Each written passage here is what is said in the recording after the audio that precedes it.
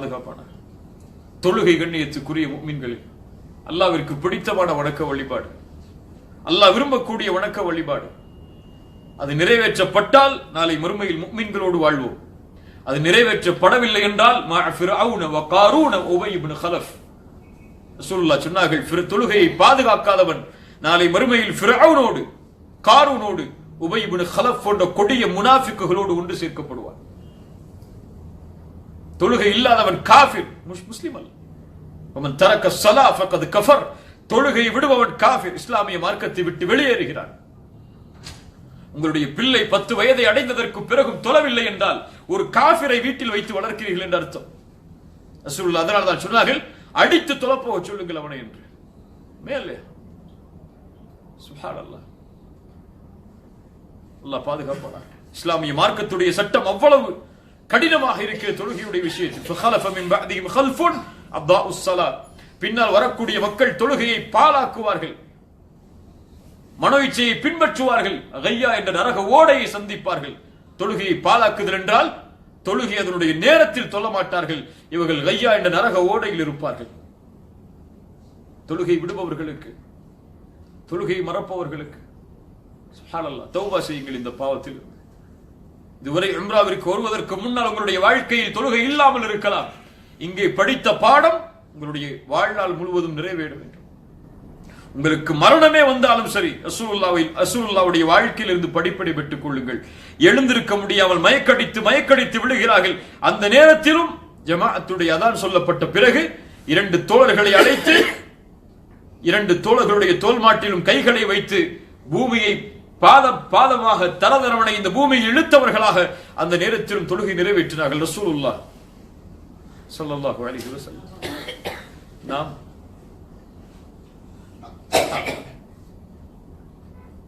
அல்லாஹ் பாதுகாக்க, தௌபா செய்யுங்கள். செய்த கூறிய பொய்களை விட்டு, புறங்களை விட்டு, செய்து கொண்டிருக்கக்கூடிய பாவங்களை விட்டு தௌபா செய்யுங்கள். அல்லாஹ் மகிழ்ச்சி அடைவான். அல்லாஹ்வை மகிழ்ச்சிப்படுத்தி இந்த ஹரமில் இருந்து கிளம்புங்கள். ரசூலுல்லாஹி ஸல்லல்லாஹு அலைஹி வஸல்லம் சொன்னார்கள், அல்லாஹு அஷத்து ஃபரஹன் பி தௌபதி அப்தி, ஒரு அடியான் செய்யக்கூடிய பாவ மன்னிப்பால் அல்லாஹ் மகிழ்ச்சி அடைகிறான். எப்படி ரசூலுல்லாஹ் உதாரணம் சொன்னார்கள், ஒரு மனிதன் பாலைவனத்திலே பயணம் செய்கிறான், வாகனத்தோடும் உணவோடும். திடீரென்று ஒரு இடத்திலே நிறுத்தி உறங்குகிறான். பாலைவனத்தில் சுற்றி மண், எதுவும் இல்லை. பாலைவனத்தில் களைப்பிற்காக உறங்குகிறான். வாகனம் இருக்கிறது, உணவு இருக்கிறது. மறுபடியும் உறங்கி விழித்து பார்க்கிறான், அவனுடைய வாகனமும் இல்லை, உணவும் இல்லை. பாலைவனத்தில் எங்கே ஓடுவான்? எங்கே உணவை தேடி திரிவான்? எங்கே வாகனம்? அவ்வளவுதான் நினைத்துக் கொண்டான், நான் அழிந்து விட்டேன், இனிமேல் பிழைக்க மாட்டேன். மரணம் என்ற நிலையில் மறுபடியும் உறங்குகிறான். மறுபடியும் விழித்து பார்க்கிறான், அவனுடைய வாகனம் அவனுக்கு முன்னால் இருக்கிறது, அவனுடைய உணவு அவனுக்கு முன்னால் இருக்கிறது. மகிழ்ச்சியை சொல்கிறான், அல்லாஹும்ம அன்த அப்தி வ அன ரப்புக், யா அல்லாஹ் நீ என் அடிமை, நான் உன் இறைவன் என்று. தெரிஞ்சு சொன்னானா? தெரியாம சொல்றான். என்ன சொல்லி இருக்கணும்? யா அல்லாஹ் நீ என் இறைவன், நான் உன் அடிமைன்னு சொல்லிருக்கான். ரசூலுல்லாஹ் சொன்னார்கள், அவன் மகிழ்ச்சியின் ஆனந்தத்தில் என்ன வார்த்தை பேசுகிறோம் என்று கூட அறியாத அளவு மகிழ்ச்சியாகிவிட்டான். இவன் எப்படி கிடைத்த உணவும் தொலைத்த வாகனமும் கிடைத்தால் மகிழ்ச்சி அடைகிறானோ, அது போன்று தன்னை விட்டு நீங்கிய அடியான் தன்னை நோக்கி வரும்போது, தான் படைத்த படைப்பு தனக்கு மாறு செய்து தூரமாகி தன்னை நோக்கி வரும்போது அல்லாஹ் இவனை விட எல்லையற்ற மகிழ்ச்சி அடைகிறான் என்று ரசூலுல்லாஹ் சொன்னார்கள் ஸல்லல்லாஹு அலைஹி வஸல்லம். அல்லாஹ்வை மகிழ்ச்சிப்படுத்துங்கள். செய்த பாவங்களுக்காக தௌபா செய்து, நரக வேதனை நினைத்து பயந்து, கபரில் எழப்படக்கூடிய விசாரணைகளை நினைத்து பயந்து, நபித்தோழர்கள் கபரில் வேதனை செய்யப்பட்டிருக்கிறார்கள். நாம் எல்லாம் யார்? சஅத் இப்னு முஆத், ரசூலுல்லாஹ் சொன்னார்கள், சஅதுடைய மரணத்திற்கு பிறகு சஅதிற்காக அல்லாஹ்வுடைய அர்ஷ் ஆடுகிறது. சஅதுடைய மரணத்திற்காக யாருடைய அர்ஷ் ஆடுகிறது? யாருடைய அர்ஷ்? ரஹ்மானு அலல் அர்ஷ் இஸ்தவா, அல்லாஹ்வுடைய ரஹ்மானுடைய அர்ஷ் ஆடுகிறது. சொன்னார்கள், அவருடைய ஜனாசாவை அடக்குவதற்காக 10,000 மலக்குமார்கள் வந்து இருக்கிறார்கள். எவ்வளவு அருள் பொருந்திய ஜனாசாவாக இருக்கும். சஅத் சுப்ஹானல்லாஹ், எவ்வளவு பெரிய நபித்தோழர். ரசூலுல்லாஹ் அவரை கபரில் வைத்தவுடன் சொன்னார்கள், சஅதை ஒரு முறை கபர் நெருக்கி விட்டது என்று. சஅதை ஒரு முறை கபர் நெருக்கி விட்டது. அவருடைய மரணத்திற்காக அல்லாஹ் அவருடைய அர்ஷ் ஆடுகிறது. 10,000 மலக்குமார்கள் கலந்து கொள்கிறார்கள். அவருக்கு கபருடைய ஒரு நெருக்கம். நானும் நீங்களும் கபரில் வைக்கப்பட்டால் யார் வருவார் கூட? அம்மா வருவாங்களா? அத்தா வருவாங்களா? இல்ல மனைவி வருவாங்களா? பிள்ளைகள் வருவார்களா? தனியாக பிறந்தோம், தனியாகத்தான் மரணமாவோம், தனியாகத்தான் கபரில். அதே நிலையில் தான் நாளை மறுமையில் தனிமையில் தான். யாரும் இந்த உலகத்திற்கு பிறகு எந்த உதவியும் நமக்கு செய்ய முடியாது. நாளை மறுமை யௌம யஃபிருல் மர்உ மின் அஹீஹி வ உம்மிஹி வ அபீஹி வ ஸாஹிபத்திஹி வ பனீஹி. கணவன் மனைவியை விட்டு, மனைவி கணவனை விட்டு, பெற்றோர்கள் பிள்ளைகளை விட்டு, பிள்ளைகள் பெற்றோர்களை விட்டு என அவரவர்களின் நிலைமையை நோக்கி ஓடிச் செல்வார்கள். நான் பெற்ற பிள்ளை என்று தாய் உதவி செய்ய மாட்டாள். அல்லாஹ்விடத்தில் சென்று முறையிடுவாள், யா அல்லாஹ் என் பிள்ளையை வைத்துக்கொள், என்னை பாதுகாத்துக் கொள் என்று. இந்த ஒட்டுமொத்த உலகத்தையும் வைத்துக்கொள், என்னை பாதுகாத்தால் போதும் என்று சொல்வார். அப்படிப்பட்ட உலகம். யாருக்காக வாழ்ந்தோம்? இவர்களுக்காக. தந்தை வாழ்வது யாருக்காக? பிள்ளைகளுடைய வாழ்க்கைக்காக. அந்த பிள்ளை உதவி செய்ய மாட்டான். பிள்ளைகள் வாழ்வது பெற்றோர்களுக்காக. அந்த பெற்றோர்கள் உதவி செய்ய மாட்டார்கள். ரசூலுல்லாஹ் ஃபாத்திமாவை பார்த்து சொன்னார்கள், யா ஃபாத்திமா லா உக்னி அன்கி மினல்லாஹி ஷைஆ. அல்லாஹ்விடமிருந்து உன்னை என்னால் பாதுகாக்க முடியாது ஃபாத்திமா, நீ உன்னை பாதுகாத்துக் கொள் என்று சொன்னார்.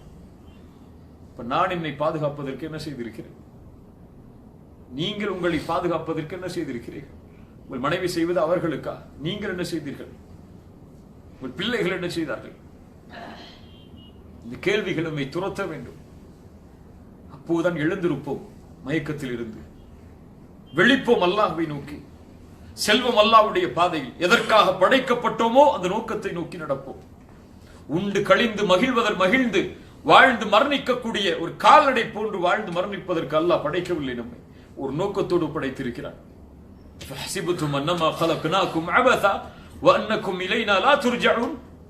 உங்களை அல்லாஹ் வீணாக படைத்து விட்டான், அவனிடத்தில் திரும்ப வரமாட்டீர்கள் என்று எண்ணிக்கொண்டிருக்கிறீர்களா? திரும்ப வருவீர்கள். ஒன்று கூட்டுவான், விசாரணை செய்வான், பதிலளித்தே தீர வேண்டும். அல்லாஹ்வை சந்திப்பதற்கு தயாராகுங்கள். சதா நேரமும் ஒரு முஃமின் தன்னுடைய ரப்பை சந்திப்பதற்கு தயாரான நிலையில் வாழ்வான். தன்னுடைய மரணத்திற்கு பிறகு தன் இறைவனை பார்ப்பதில் மகிழ்ச்சி இருக்கிறது என்பதை உணர்ந்து அதை நோக்கி தன்னுடைய பாதத்தை எடுத்து செல்வான். ஆனால் நாம் எப்படி வாழ்கிறோம்? எதற்காக வாழ்கிறோம்? யாருக்காக வாழ்கிறோம்? எந்த நோக்கமும் இல்லை, எந்த குறிக்கோளும் இல்லை, எந்த லட்சியமும் இல்லை. எதற்காக வாழ்கிறோம் என்று எமக்கே தெரியவில்லை இன்னும். ஆனால் மரணம் வரும். எம்மை தேடிக்கொண்டிருக்கக்கூடிய அந்த மரணம் எம்மை சந்திக்கும். எந்த வயதிலும் சந்திக்கும். அது நிர்ணயித்த நாள், நிர்ணயித்த நிமிடம் வந்தால் فإنه ملاقيكم ثم تردون إلى عالم الغيب والشهادة. அது உங்களை சந்திக்கும். அதற்கு பிறகு மறைவான ஞானங்களும் வெளிப்படையான ஞானங்களும் யாருக்கு தெரியுமோ அவனிடத்தில் நீங்கள் கொண்டு செல்லப்படுவீர்கள். فينبئكم بما كنتم تعملون. அதற்கு பிறகு அவன் உங்களுக்கு அறிவிப்பான் நீங்கள் செய்ததை. அல்லாஹ் பாதுகாப்பானாக. அல்லாஹ் நம்முடைய பாவங்களை மன்னிப்பானாக. அல்லாஹ் நம்முடைய அமல்களை அங்கீகரிப்பானாக. அல்லாஹ் எமக்கு கொடுத்த இந்த வாழ்க்கை, அல்லாஹ் எமக்கு கொடுத்த இந்த நாள் அருள்கொடை உடையது. அதை கண்ணியமாக உணர்ந்து அல்லாஹ் ரப்புல் ஆலமீன் அவனிடத்திலே செய்த பாவங்களுக்காக மன்னிப்பை தேடி தூய்மையான உள்ளத்தோடு, சுத்தமான உள்ளத்தோடு, எந்த பாவமும் இல்லாத கரைபடியாத உள்ளத்தோடு நம்முடைய ஊர்களை நோக்கி நாம் திரும்பச் செல்வோம். அதே நிலையிலேயே வாழ்ந்து அதே நிலையிலேயே மரணிப்பதற்கு இந்த ஒரு பயணம் எமக்கு உதவியாக இருந்தால் இதுதான் அல்லாஹ்விற்கு நாம் செய்த நன்றி. இந்த உம்ராவிற்காக நாம் செய்த நன்றி அதுவாக அமையும். அல்லாஹ் ரப்புல் ஆலமீன் அப்படிப்பட்ட பாக்கியத்தை எனக்கும் உங்களுக்கும் தருவானாக. ஜஸாக்குமுல்லாஹு கைர். பாரக்கல்லாஹு ஃபீக்கும். அகூலு கௌலி ஹாதா அஸ்தக்ஃபிருல்லாஹ லீ வ லக்கும். அஸ்ஸலாமு அலைக்கும் வ ரஹ்மத்துல்லாஹ்.